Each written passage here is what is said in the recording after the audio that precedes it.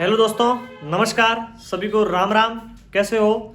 शायद मेरे हिसाब से तो अच्छे ही होंगे, क्योंकि अब तो कोरोना का भी थोड़ा कहर भी कम हो रहा है। तो आइए चलते हैं। मैं आपके साथ जगदीश कुमार चौधरी, जेके एजुकेशन चैनल पर आप सभी का स्वागत है, अभिनंदन है। दोस्तों, हम कक्षा 10th की यूनिट नंबर 3 दो अक्षरों वाले रैखिक समीकरण की प्रश्नावली 3.5 को सॉल्व कर रहे थे। उसमें हमने प्रथम क्वेश्चन था वो देख लिया था। अब आज हम क्वेश्चन नंबर 2 की ओर आगे बढ़ रहे हैं। क्वेश्चन नंबर 2 में भी आपको ए और बी के मान ज्ञात करने हैं, और एक ऐसा पॉइंट और दे रखा है जिसका भी पॉइंट, उसमें के का मान ज्ञात करना है और वज्र गुणन विधि का उपयोग करना है। तो आइए दोस्तों चलते हैं क्वेश्चन नंबर 2 की ओर। क्वेश्चन नंबर 2 का प्रथम पॉइंट है अपने पास में, ए और बी के किन मानों के लिए निम्न समीकरणों के युग्म के अपरिमित रूप से अनेक हल हैं। आपको दो समीकरण दे रखे हैं और एक स्थिति डाल दी कि ये समीकरण हैं, उनके अपरिमित हल है, यानी बहुत सारे हल है, अनेक हल है। तो आइए करते हैं क्वेश्चन नंबर 2 के पॉइंट नंबर 1 को। आपके पास समीकरण क्या है? 2x + 3y = 7, और दूसरा है a - b x + a + b y = 3a + b - 2। समीकरण नंबर 1 और समीकरण नंबर 2। अब हमें केवल दोस्तों दो समीकरण दिए गए हैं और पूछा है उस समीकरण के अंदर ए और बी का मान क्या होगा। ए और बी का मान ज्ञात करना है, और ए और बी के मान के लिए हमें एक कंडीशन दे रखी है। वो कंडीशन ये है कि जो इन दोनों समीकरण हैं उनका अपरिमित हल है, यानी अनेक हल है। और ऐसा दोस्तों तब होता है जब a1/a2 बराबर हो b1/b2 और बराबर हो c1/c2। तीनों के तीनों मान होते हैं, जब बराबर होते हैं तब अपरिमित रूप से हल होते हैं, यानी अनेक हल होते हैं, और ग्राफ होता है वो संपाती बनता है। तो हम यहाँ से इनके तीनों के अनुपात निकाल के ए और बी का है ना वज्र गुणन विधि द्वारा, या फिर ये समझ लो ए और बी के मान ज्ञात करेंगे और समीकरणों को बराबर रखेंगे। तो आइए चलते हैं। हमें क्या दे रखा है? इन समीकरणों के क्या है? अनेक हल है। इन समीकरणों के अपरिमित हल बोलो या फिर अनेक ही बोलो, अपरिमित हल है। यानी इनके पास में जो होगा वो a1/a2 होगा, वो b1/b2 के बराबर, और b1/b2 होगा वो c1/c2 के बराबर होगा। यह स्थिति लगेगी, कहने का मतलब ये रूल है वो लग जाएगा। तीनों के मान होंगे वो बराबर होंगे। जब ऐसा होगा तो a और b के मान भी अपने पास आ जाएंगे। तो a1 का मान देखिए समीकरण नंबर 1 का x का गुणांक 2, b1 का मान होगा समीकरण नंबर 1 का y का गुणांक 3, c1 का मान होगा अपने पास में 7, प्लस का ले लीजिए, चाहे 7 इधर की तरफ है, दोनों प्लस में आ जाएंगे, या माइनस का लोगे तो भी माइनस माइनस कैंसिल आउट हो जाएगा, कट जाएगा, हो जाएगा। अगला a2 का मान देखिए, b का गुणांक समीकरण नंबर 2 का x का गुणांक क्या है? a - b, और b2 का मान होगा वो समीकरण नंबर 2 का y का गुणांक a + b, और c2 का मान होगा वो होगा पीछे वाला मान, यानी 3a + b - 2। ये अपने पास में a1 b1 c1 a2 b2 और c2 के मान प्राप्त हो गए हैं। अब इसको हम अपरिमित रूप में, यानी तीनों को बराबर रखेंगे, तीनों का मान होगा अनुपात में बराबर होगा, यानी अपने पास क्या हो जाएगा? a1 का मान 2 है, बट्टे में a2 का मान a - b बराबर किसके होगा? b1 का मान 3 है, b1 के बाद b2 का मान a + b बराबर होगा c1 7 है, और c2 3 + b 3a + b - 2। ये अपने पास लागू हो जाएगा। अब हम दो इसको लेते हैं, इन दोनों से समीकरण निर्माण करेंगे, फिर इन दोनों से समीकरण का निर्माण करेंगे। जब स्थिति आपके पास में क्या हो, जब ये सारे बराबर है, जब ये आपके पास में क्या है, सब बराबर मान दे रखे हैं, यानी हमें पहले ही दे रखा है कि ये तीनों के तीनों अपरिमित हल रूप है, तो तीनों के तीनों बराबर होते हैं। अपरिमित होते हैं तब तीनों का मान था वो बराबर होता है। 2/a - b होगा वो बराबर किसके होगा? 3/a + b के। यहां से हम इनका वज्र गुणन कर लेते हैं तो अपने पास में एक समीकरण का निर्माण हो जाएगा। वो समीकरण क्या हो जाएगा? वो होगा 2 गुणा ए प्लस बी बराबर 3 गुणा ए माइनस बी। ये अपने पास में समीकरण का निर्माण हो गया। किसका समीकरण? यहां से एक अपने पास समीकरण क्या बन जाएगा? 2a प्लस 2b बराबर 3a माइनस 3b। कुछ पक्षांतर कर दो, 2a plus 2b minus 3a minus की जगह प्लस का 3b बराबर 0, क्योंकि इधर माइनस का है उधर आएगा तो प्लस का साइन हो जाएगा। अब देखो कटने वाले कट जाएंगे, ये माइनस का a हो जाएगा क्योंकि 2a प्लस के है, 3a माइनस का a बच गया, ये 2a प्लस के ये 3 तो 5b बराबर 0। हमें a को पॉजिटिव लाना है तो हम ऐसे कर देंगे, a को उधर लेके जाएंगे और b को भी उधर लेके गए तो बराबर 0। समीकरण नंबर 1 बन गया। हमने पक्षांतर किया है, या फिर ऐसे ही रहने दोगे तो भी एक ही बात है, कोई फर्क नहीं पड़ेगा। आप ऐसे मत सोच लीजिए कि कुछ गड़बड़ हो जाएगा, नहीं। इसको यदि वैसे ही रहने दो तो भी 1 के बराबर आपके पास में क्या आ जाएगा? यहाँ से a को मैं उधर लेके जाऊं तो a बराबर आ जाएगा 5b। समीकरण नंबर 1 दे दिया मैंने इसको। ये वाला समीकरण हमने माना है, ये हमने दिया है। या समीकरण नंबर 3 दे दो, यदि एक क्वेश्चन के अंदर 2 आ रखे तो 3 दे दो। ये समीकरण नंबर 3 हो गया। अब हम कैसे स्थिति, जब ये दोनों बराबर है तो ये दोनों भी बराबर होंगे, क्योंकि हमें पहले ही दे रखा है अपरिमित हल है, यानी 3 बटा a प्लस बी बराबर हो जाएगा 7 बटा 3b 3a plus B minus 2। ये भी क्या होगा? बराबर होगा। अब यहां से अनुपात इसका भी क्या करेंगे? वज्र गुणन विधि से वज्र गुणन कर देंगे, गुणा करेंगे तो अपने पास हो जाएगा 3 गुणा 3a प्लस बी माइनस 2 बराबर हो जाएगा 7 गुणा a प्लस बी, यानी 9a प्लस 3b माइनस 6 बराबर 7a प्लस 7b। पक्षांतर करो, पक्षांतर करने पर 9a उधर से ये आए तो माइनस के 7a हो गए, प्लस के 3b उधर से आए तो माइनस के 7b हो गए, और माइनस का 6 बराबर 0। यानी अपने पास समीकरण बन जाएगा, वो हो जाएगा 2a। 9a में से 2 7a गए, पीछे बचे 2a, ये 3a, ये माइनस के हो जाएगा 4b, माइनस के 4, क्योंकि माइनस के 7 है वो बड़े हैं, माइनस के 7 में से प्लस के 3 भी चले जाएंगे, और माइनस के 6 बराबर 0। यानी समीकरण नंबर 4 हमें प्राप्त हो गया है। समीकरण नंबर 3 और 4 से यदि समीकरण नंबर 3 में जो a का मान है यदि वो समीकरण नंबर में 4 में रख दूं तो अपने पास में b का मान प्राप्त हो जाएगा। यानी समीकरण नंबर 3 में a का मान समीकरण नंबर 4 में रखने पर समीकरण नंबर 4 में रख देता हूं। समीकरण नंबर 4 अपने पास में क्या है? समीकरण नंबर 4 देखिए, इनको मैं मिटा रहा हूं थोड़ा सा। समीकरण नंबर 4 अपने पास में है 2a माइनस 4b माइनस 6 बराबर 0। तो यहां रख देते हैं किसका मान? a का मान अपने पास में है 5b, तो अपने पास हो जाएगा 2a यानी 5b गुणा हो जाएगा माइनस का 4b माइनस के 6 बराबर 0, यानी 2 दूने 10b हो गए, ये 2 दूने 10b हो गए ना, माइनस के 4b माइनस के 6 बराबर 0, यानी यहाँ से 6b प्लस के ये उधर गए तो 6 माइनस के थे उधर गए प्लस के हो गए, तो b बराबर अपने पास 6/6 यानी 1 आ गया। b का मान 1 प्राप्त हो गया। b का मान 1 प्राप्त हो गया तो b का मान हम रख देंगे वहां पर समीकरण नंबर 3 में, यानी b का मान समीकरण नंबर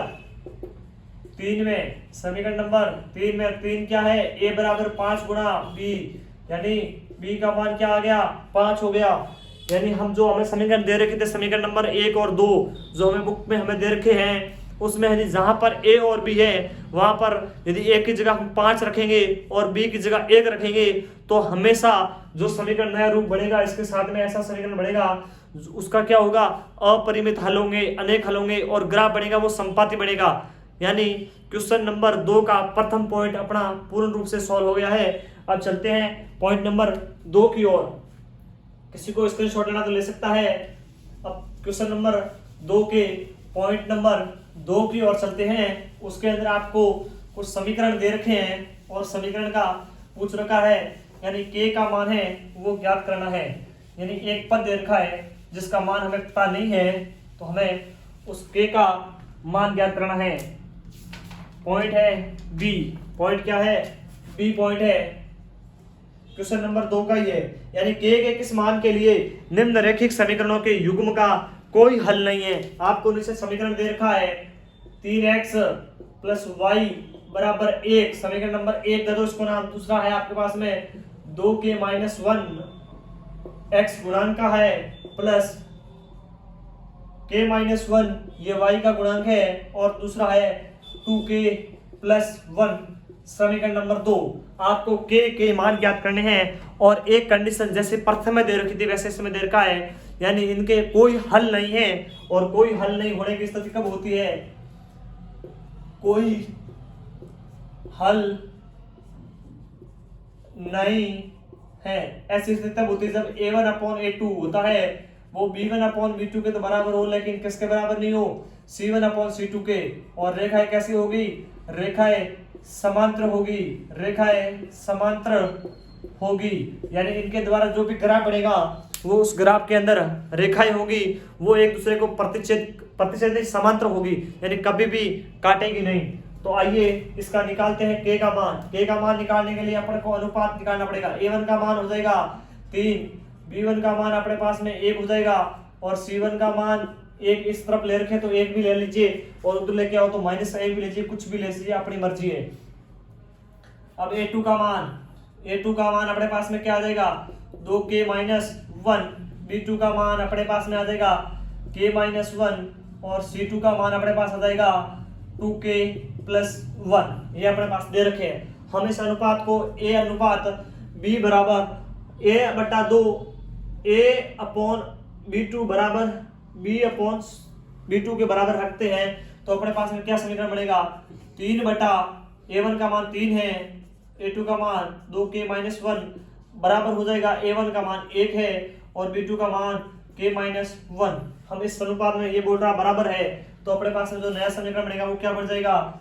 3 गुणा k माइनस 1, क्योंकि वज्र गुणन होगा तो अपने पास ये बन जाएगा 2k माइनस 1।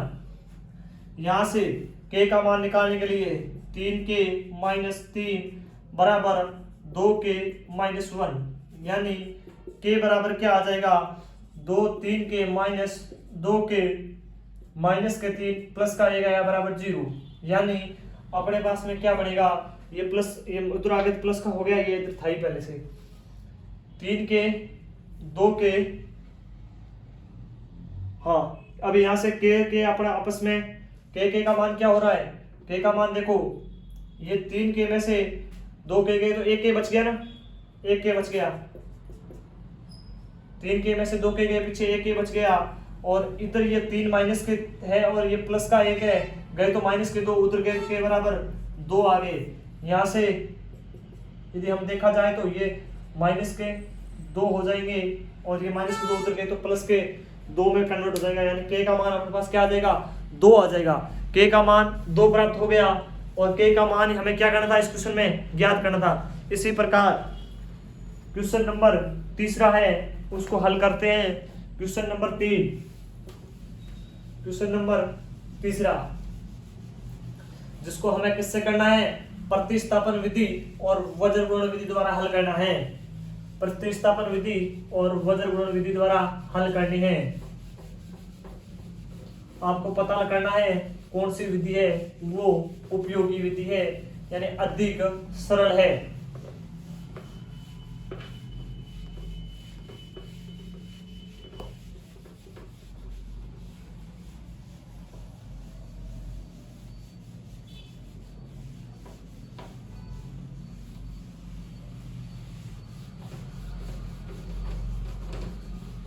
तो आइए चलते हैं क्वेश्चन नंबर 3 की ओर।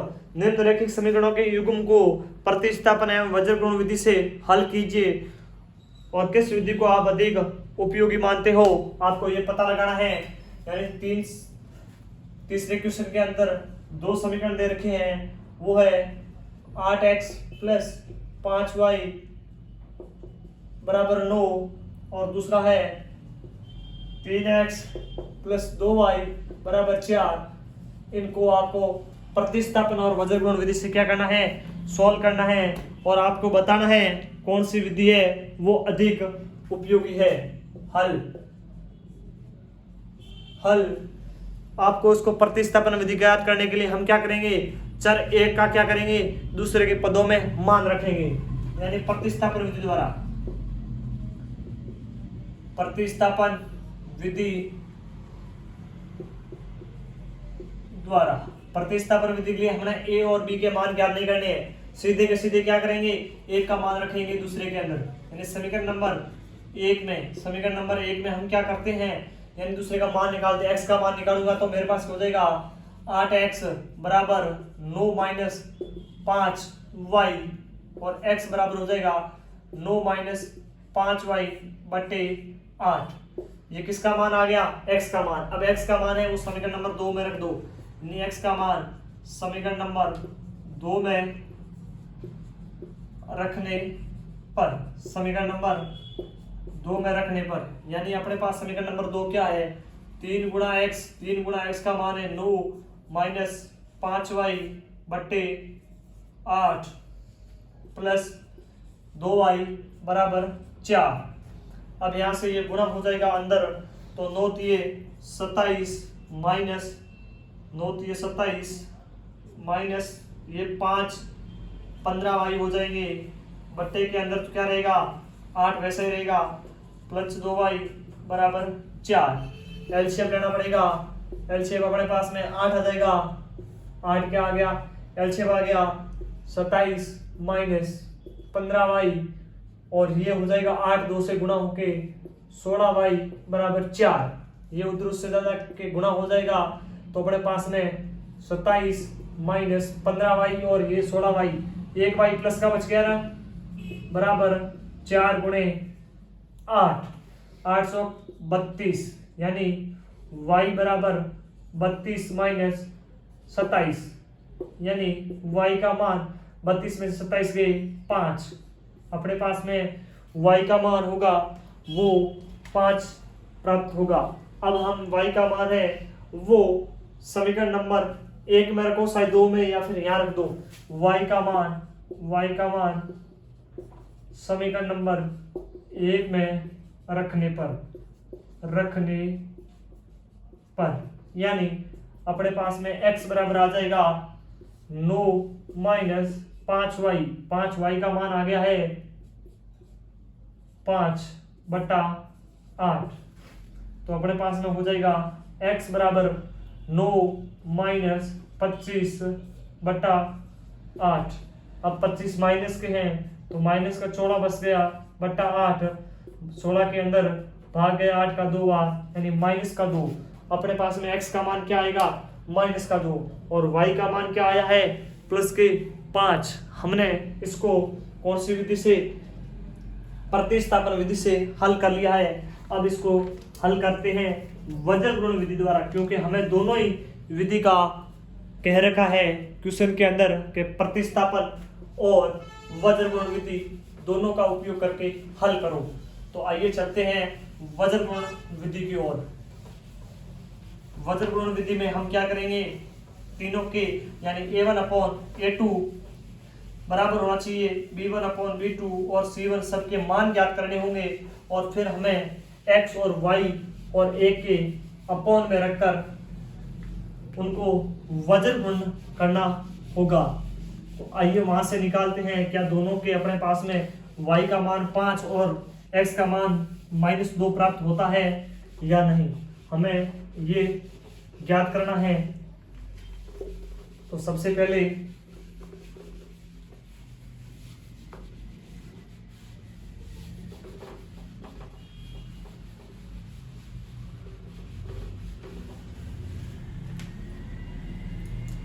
वज्र गुणन विधि द्वारा, वज्र गुणन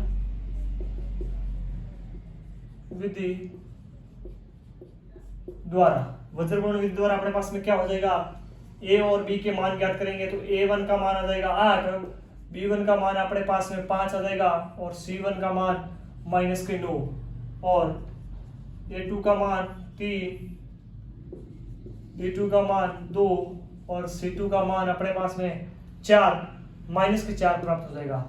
अब यहाँ से वज्र गुणन के लिए हम x के अपॉन में रखेंगे, होता है b1 upon b2 c1 upon c2 बराबर y के अपॉन में होता है c1 अपॉन c2, और a1 अपॉन a2 बराबर a के अपॉन में होता है A1 अपॉन A2 और B1 अपॉन B2। यहाँ से x के अपॉन में मान रख देते हैं और वज्र गुणन द्वारा गुणा करेंगे तो अपने पास आ जाएगा B1 C2 minus B2 C1 बराबर y के बटे के अंदर आ जाएगा C1 A2 minus C2 A1 बराबर 1 के बटे में आ जाएगा A1 B1 minus A2 B1। ये अपने पास प्राप्त होगा। यहाँ से x के अपॉन में क्या है B1 C2, B1 का मान अपने पास में 2 गुणा C2 का मान अपने पास में है माइनस के 4, माइनस करना है किसको B2 का मान है 2 गुणा C1 का मान माइनस के 9 बराबर y के गुणांक में यानी y के अपॉन में y के अपॉन में C1 का मान माइनस का 9 गुणा A2 का मान अपने पास में है 3 माइनस C2 का मान माइनस का 4 गुणा A1 का मान अपने पास में है 8 बराबर है 1 के अपॉन में A1 का मान 8 और B2 का मान 2 माइनस A2 का मान 3 गुणा B1 का मान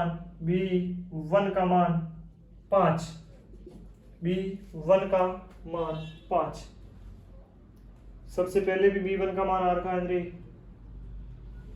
B1 का मान है यहाँ पर आपने गलत लिखा है B1 का मान यहाँ पर 5 है ये B2 का मान रख दिया हमने B1 का मान 5 है तो अपने पास में क्या हो जाएगा x के अपॉन में ये माइनस के 20 हो गए ये माइनस प्लस होके 18 हो गए ना क्योंकि ये माइनस के 9 है ये 2 18 ये माइनस के 2 ये प्लस के 9 आपस में गुणा चेंजेस कोष्टक के बाहर है ये प्लस माइनस तो ये हो गया माइनस से फिर गुणा होगा प्लस के हो गई अपने पास में y बराबर ये माइनस के 27 और ये माइनस गुणा होके प्लस के 8 32 बराबर 1 के अपॉन में हो जाएगा 16 माइनस